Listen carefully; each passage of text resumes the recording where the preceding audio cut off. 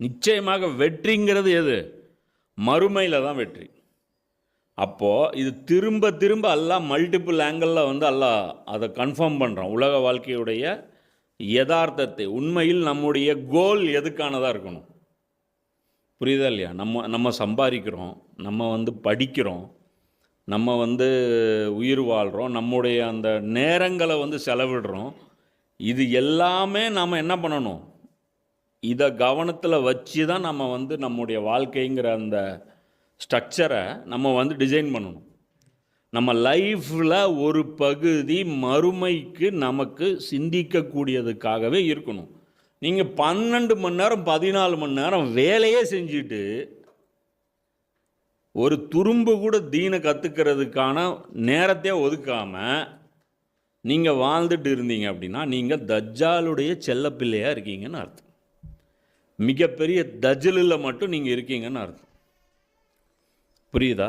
அப்போது இந்த கான்செப்ட்லாம் கிளியர் ஆயிடுச்சுன்னு வச்சுக்கோங்க.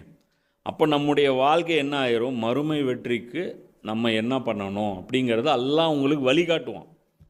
ஏன் நம்மளுக்கு வழிகாட்டல அல்லாஹ்? ஏன் வழிகாட்டல? நீங்கள் தேடவே இல்லையே. அதுதான் அல்லாஹ் கேட்குறான். ஏன்டா உனக்கு ஒரு மண்ணாங்கட்டியும் வர்றதில்லை, யாரெல்லாம் எனக்கு வெற்றி கொடுன்னு எதில் கொடுக்கறது? நீ ரன்னிங் ரேஸில் போ, அதில் ஜெயிக்க சொல்கிறேன். நீ கிரிக்கெட் விளையாட போ, நான் அதில் வந்து நான் உன்னை வந்து பெரிய பவுலர் ஆக்குறேன், பேட்ஸ்மேன் ஆக்குறேன். யாரெல்லாம் என்னை சிறப்பித்து விடு. எதில் சிறப்பிக்கிறது? எதில் நீயே ஜீரோ எதில் சிறப்பிக்கிறது?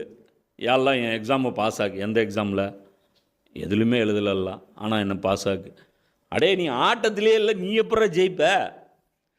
அதுதான் அல்லாம இக்பால் ஷிக்வால் வந்து சொல்லுவார், உனக்கு தான் ஒரு மண்ணும் வரமாட்டேங்குது, நீயா ஆக தத்தி, நீ கேள்வியே கேட்கல, நான் எதுக்குறேன் உனக்கு பதில் தரணும் அப்படிங்கிற. நீ கேட்கவே இல்லை, துவாவே கேட்கல, நான் எதுக்குறேன் உனக்கு கொடுக்கணும். யாரெல்லாம் எங்களுக்கு கண்ணியத்தை கொடுன்னு எப்படி கொடுக்கறது? அங்கே அந்த போட்டியில் நீ வந்து நின்னா தானே ஆச்சு.